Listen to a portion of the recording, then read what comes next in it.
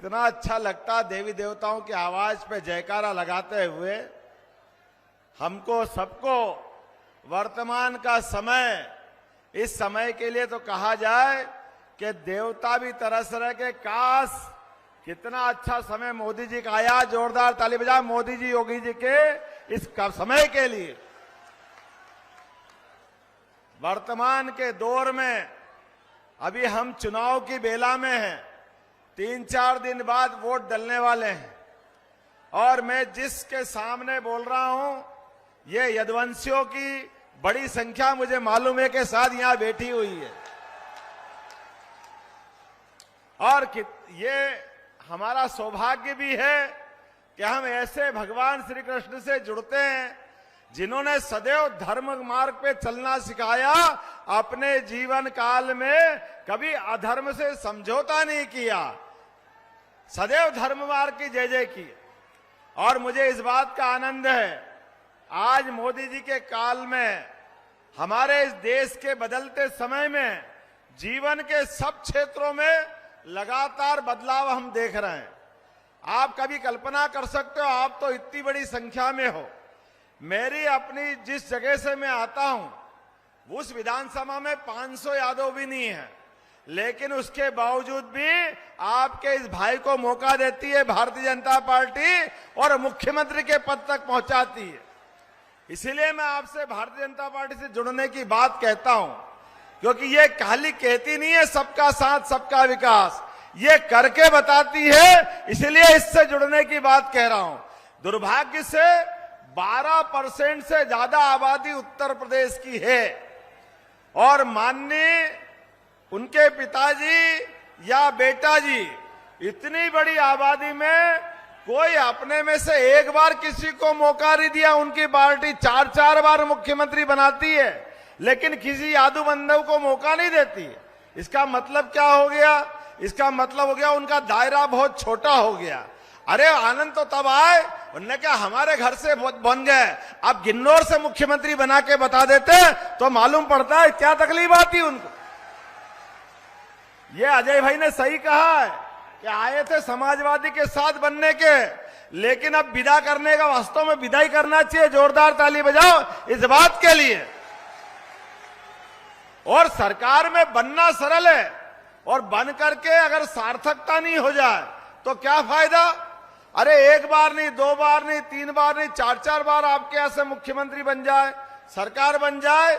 सरकार तो एक ही बार पर्याप्त होती है और बाबा जी ने जो दूसरी बार सरकार बनाई पूरे देश में उदाहरण बन गया उत्तर प्रदेश के। कहीं भी गुंडागिरी कर दो लेकिन उत्तर प्रदेश में गुंडागिरी करी तो छोड़ने वाले नहीं है हमारे लिए। जोरदार अभिनंदन करो माननीय योगी जी के लिए।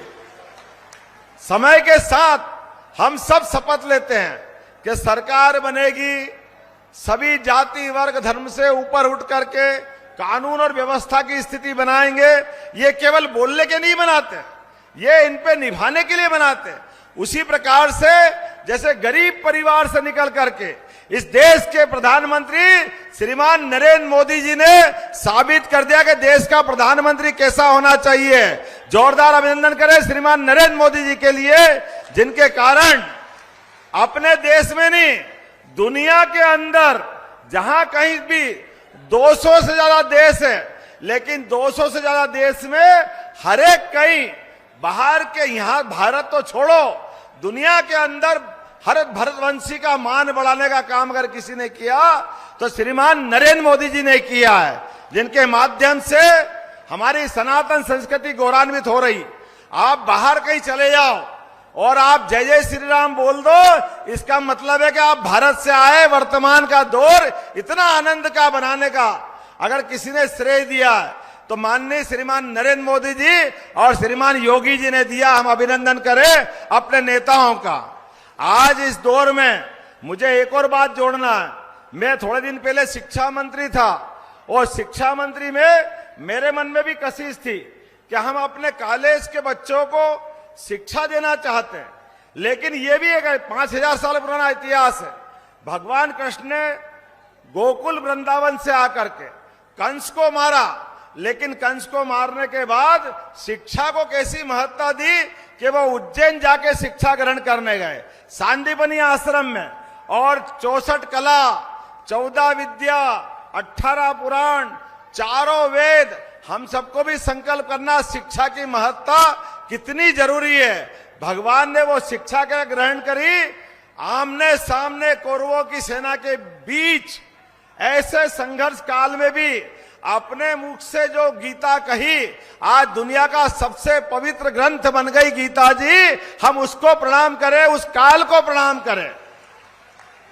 और हमारा सबका सौभाग्य है, अब कोई विदेशी आता है इस देश के अंदर तो सबसे पहले प्रधानमंत्री अब उनको कोई ताजमहल नहीं देते हैं, उनको अपनी कोई भेंट देना है तो हमारी गीता जी को भेंट करते, कितना आनंद आता हम सबको। हमारे अपने कुलवंश से निकले हुए ऐसे भगवान कृष्ण के मुखारविंद से ऐसे पवित्र ग्रंथ को, लेकिन पहले की सरकार शर्माती थी, बोलती नहीं थी, जैसे अभी के दौर में भी है। अरे यहां से भागे अमेठी रायबरेली से और केरल में जाके अटके, और केरल से वापस डर के मारे यहां आ रहे हैं।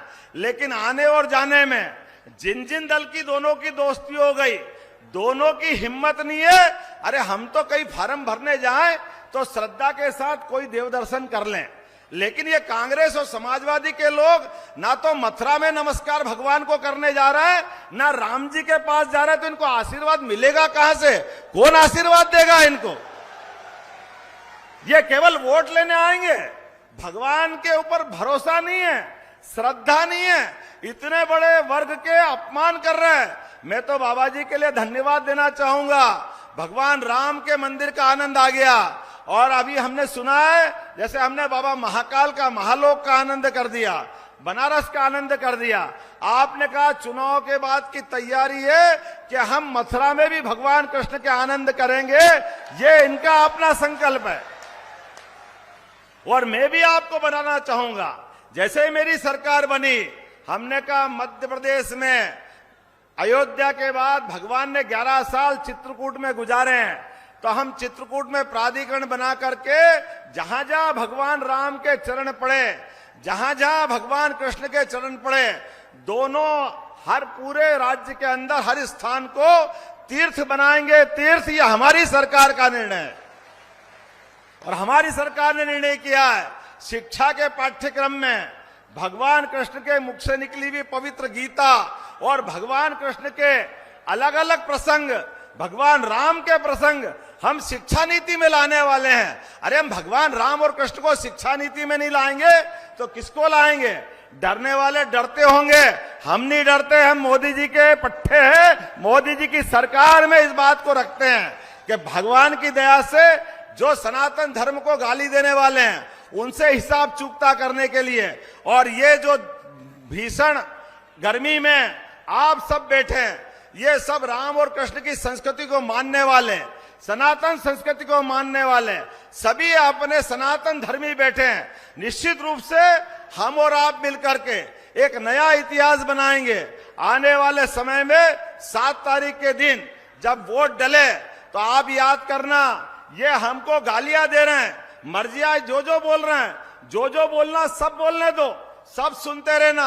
आप याद कर लो शिशुपाल का घटनाक्रम, भगवान कृष्ण ने उनकी माताजी से कहा था, माताजी 100 तक गिनूंगा, 1 2 3 4 5, और जैसे ही 100 हुआ भगवान ने उंगली ऊपर करी, सुदर्शन चक्र आया और हिसाब चूकता कर दिया था।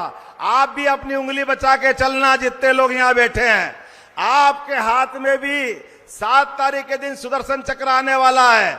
यहां से लेके वहां तक भगवान कृष्ण को स्मरण करना और सब अपना मन में संकल्प करना, किसी भी हालत में अब की बार हमारे को कमल खिलाना है। बोलो सब तैयार है?